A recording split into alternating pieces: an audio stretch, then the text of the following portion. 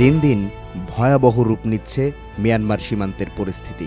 নাফ নদ থেকে স্থল সীমান্ত সব জায়গায় এখন নিয়ন্ত্রণ বিস্তার করেছে বিদ্রোহী গোষ্ঠী আরাকান আর্মি। সশস্ত্র এই সংগঠন একদিকে মাদক ও অস্ত্র চোরাচালান চালাচ্ছে, অন্যদিকে বাংলাদেশের জেলেদের অপহরণ করে আদায় করছে মুক্তিপণ।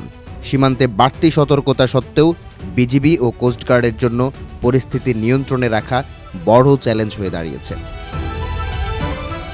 এমন পরিস্থিতিতে বাংলাদেশ সেনাবাহিনীর 10ম পদাতিক ডিভিশনের সদর দপ্তর সফর করলেন 5 বিদেশি নাগরিক, যাদের মধ্যে একজন কানাডিয়ান ও বাকি 4 জন আমেরিকান। তাদের এই সফর রহস্যের জন্ম দিয়েছে, কারণ 10ম পদাতিক ডিভিশনের সদর দপ্তরের অবস্থান রামুতে, যা থেকে মিয়ানমার সীমান্তের অবস্থান মাত্র 25 কিলোমিটার।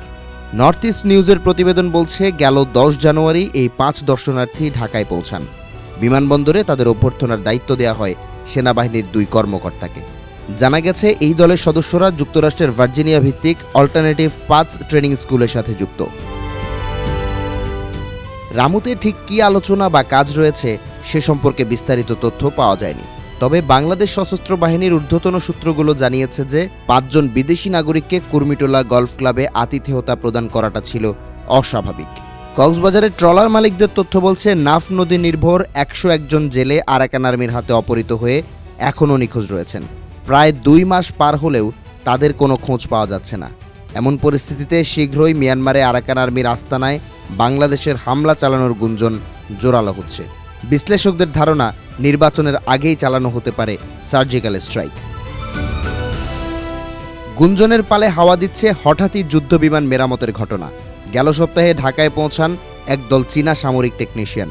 12 জনের এই দলকে প্রথমে রাজেন্দ্রপুর সেনানিবাসে নিয়ে যাওয়া হয়, পরবর্তীতে তাদের স্থানান্তর করা হয় চট্টগ্রাম। উদ্দেশ্য, যুদ্ধ ট্যাঙ্কের আধুনিকীকরণ ও মেরামতের কাজ পরিচালনা। নর্থ ইস্ট নিউজের প্রতিবেদনে উঠে এসেছে এই তথ্য।